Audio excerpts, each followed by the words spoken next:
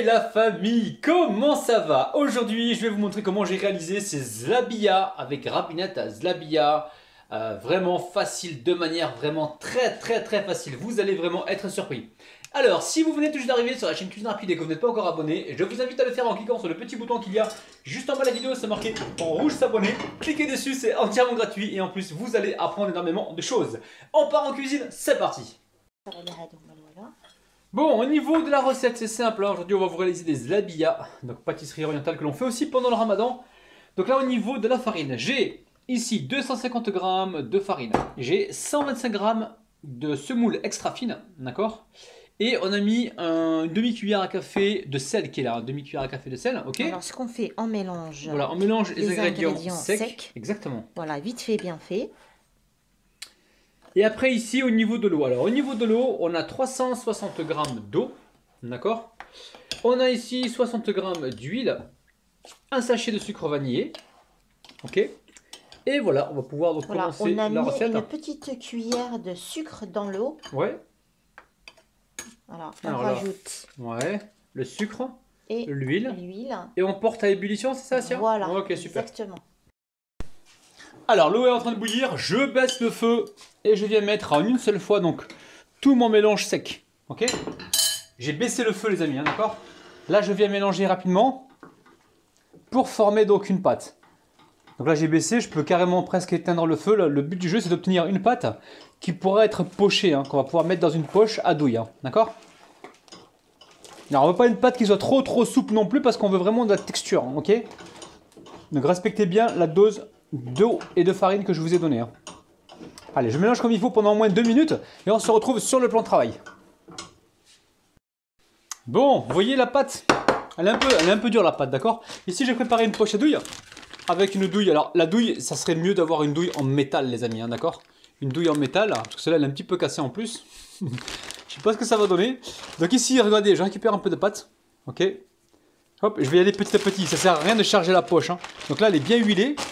On va pousser un petit peu la préparation en tenant bien le bout hein, pour pas que ça explose. Et ça, il faut le faire pendant que la pâte est chaude. Parce que sinon, après, c'est compliqué après. Alors, qu'est-ce qu'on fait ici? Regardez. Vous ne mettez pas beaucoup de pâte. Vous commencez par un petit peu de pâte. Je récupère une plaque avec un papier cuisson déjà utilisé, hein, évidemment. Je visse comme ça et j'y vais petit à petit. Je vais essayer de sortir une sorte de boudin. Mais je tiens bien ici hein, pour pas que la poche elle éclate. Hein. Voilà. Encore une fois, si vous avez une douille en métal, c'est beaucoup mieux. Ça aide en fait. Voilà, nous on n'a pas ça. Donc là pour l'instant, on la met sur... Encore. Plus long. On va essayer de trouver notre douille parce que celle-là elle est cassée donc elle donne pas un résultat. Vas-y Assia, tu coupes. Voilà. Vas-y, encore un peu. Un peu plus long. Ouais. Allez. Voilà. Ok, coupe. Voilà, donc là on va continuer ainsi de suite. On va réaliser donc nos zlabia. Ok. Et on se retrouve donc tout à l'heure. Bon les amis, Rapinette a trouvé une solution de malade. Tu leur montreras Rapinette, vous ne voyez pas la regarder. Pas besoin de poche. En fait la poche a craqué. Voilà, elle a craqué la poche. Et nous aussi on a craqué donc... Voilà, du donc coup, sans poche. On finira comme ça. Voilà, on va finir comme ça. Regardez. Voilà. Mais arrangez-vous pour prendre la pâte encore chaude, c'est plus facile à manipuler. Ok? Donc sans poche à douille. Voilà. Hop. Voilà, on va toutes les faire comme ça. Ouais. C'est un jeu d'enfant. Voilà. On fait chauffer l'huile, Assia? Oui, on y va. Bon, Rapinette, elle a récupéré une grille. Et là, elle est en train de disposer donc ses zlabia dessus. Hein.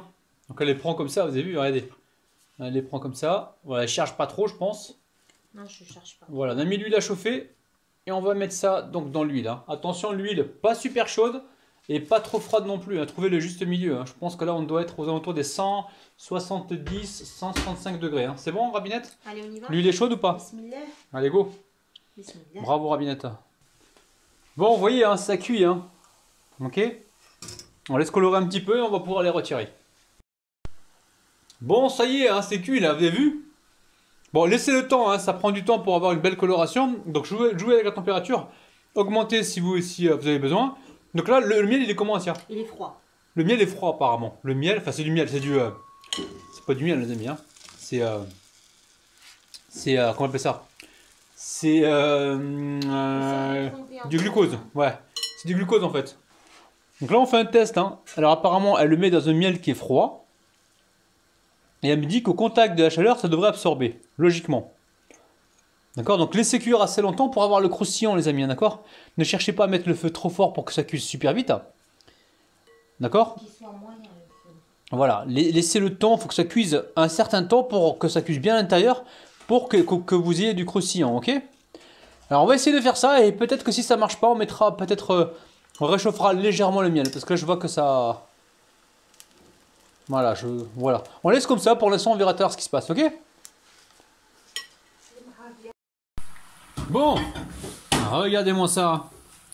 Nos labillas sont cuites, hein. On va pouvoir les tremper directement dans le sirop de glu, c'est ça, dans le sirop de glucose. Sirop de glucose que l'on a passé légèrement au micro-ondes, il n'est pas trop chaud, hein. Un peu pour qu'il soit bien liquide. Et là, on dispose nos labillas dessus. C'est ça, hein. Rabillette, elle va continuer ainsi de suite. Moi, je récupère ici une fourchette.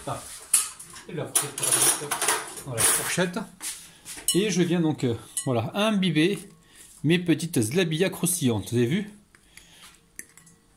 On les enrobe de miel ou de sirop de glucose. Parce qu'on dit miel, mais c'est du sirop de glucose qui est utilisé, hein. Même ce que vous achetez dans le commerce, hein, c'est pas... Alors après, ça dépend des boulangeries. Il y a des boulangeries peut-être qui vous mettront du vrai miel. Mais dans la majorité des cas, c'est du sucre de glucose. Ok? Alors nous, on va pas laisser tremper très longtemps, le temps de cuire donc nos zlabillas. Après, si vous voulez, vous pouvez les laisser un peu plus longtemps pour que vraiment la zlabilla donc absorbe le miel ou le sirop de glucose. Ok? Tu vas mettre des graines de sésame dessus, Asia? Ouais, moi j'aime bien. Ok, donc on attend un petit peu et on va mettre certainement des graines de sésame dessus. Ok? A tout de suite, hein. Allez, Rabillette, qu'est-ce que tu vas faire là? Moi je vais mettre juste un tout petit peu de... Graines de sésame graines dessus. de Oh là sésame. là là là là, les amis! Petite recette sympathique pour le ramadan. Alors si vous avez une douille de qualité, vous aurez un meilleur résultat, Ouais, hein, je vous assure. c'est vrai. Nous, on s'est dit avec Rabillette, on a pris la décision, on va faire des achats de fournitures concernant donc, le matériel de cuisine. Et on va essayer de vous sortir vraiment le top du top. Ok? On continue, on finit, on se retrouve donc à la fin pour la dégustation. Miam. Bon, oh là là là là. Tant qu'à faire, je vais prendre le plus gros morceau.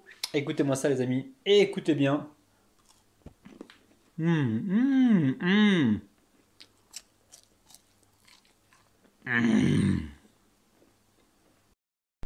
Ouais, la famille. Ouais, c'est vraiment super bon, hein. C'est facile à réaliser. C'est bien croustillant. Donc là, on vient de le réaliser. Normalement, il faut le laisser une nuit pour qu'il absorbe bien le miel et pour qu'il soit bien reposé. Franchement, faites la recette. Vous allez vraiment être surpris. La famille, n'oubliez pas, petit pouce vers le haut pour m'encourager. N'oubliez pas qu'en période de Ramadan, on va certainement se retrouver 2 fois par jour. Donc une fois le matin pour la vidéo à 9 h et dans l'après-midi ou dans la soirée, un petit live pour discuter avec vous, pour savoir un petit peu ce que vous avez préparé.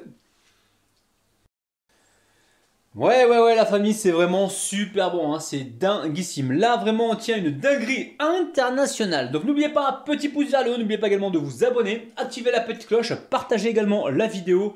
Et sachez que nous, on se retrouve donc tous les matins à 9 h et on va également se retrouver de temps en temps l'après-midi en live, en période de Ramadan pour discuter. Franchement, vous allez voir, recette vraiment dinguissime. Je vous kiffe, je vous aime. N'oubliez pas de vous inscrire sur mon Instagram, vous avez le lien juste en bas de la vidéo. Et nous on se retrouve donc demain matin à 9 h. Bis, bye bye.